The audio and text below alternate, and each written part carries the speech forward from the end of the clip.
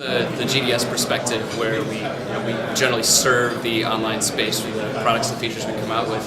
And from my standpoint, with the amount of innovation that's going on in the marketplace right now, the biggest challenge for us is identifying those features and functions and products that we feel are going to help our customers ultimately capture more value in the travel distribution chain. Will you be investing more or less in the digital channel over the next 12 months? Kind of going along that same line with the amount of innovation going on, we'll absolutely be investing more in that space. It's where a lot of the growth is going. You're seeing more and more of a shift from offline to online, and we want to make sure that we're not only supporting our traditional agencies, but also moving into the online space as well. How will the recession change the online travel sector, do you think?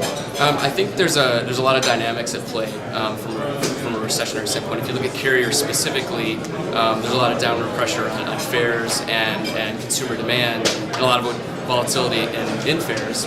And as was referenced earlier, a lot of the moves towards ancillary revenues, a la carte pricing, I think those are going to push the market in new directions, and I think it'll be ultimately potentially very disruptive to the existing methods by which OTAs in particular price and sell their product, which may in fact give rise to the metasearch sites in earnest, because we're no longer talking about consumers comparing apples to apples. It's going to have to get more complex, and I think it's going to be a challenge to identify how to present that to consumers. Why do you come to events like this? From my standpoint, from a personal level, I'm looking to validate a lot of the thinking that I've done. When I hear feedback of where different players in the industry are going, it helps me get insight into what they're working on, what their thinking is, and to make sure it lines up with what we're looking at from an investment standpoint. And how do you stay in touch with innovation? Generally speaking, I use iGoogle quite frequently. As soon as I come across a new blog feed or any sort of RSS feed, I'll add it to one of my tabs, and I've got a running total of roughly 20 now that I keep tabs on it. And as soon as someone posts something of interest, I'll add that to the list. How has social media influenced your digital strategy?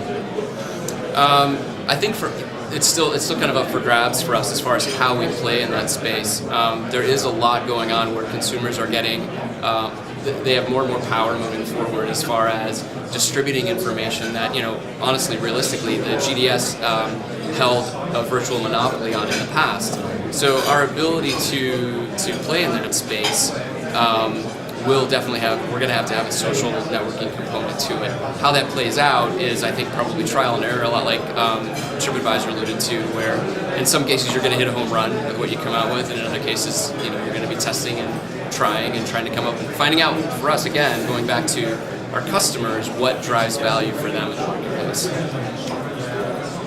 And what percentage of your time and budget is spent on mobile?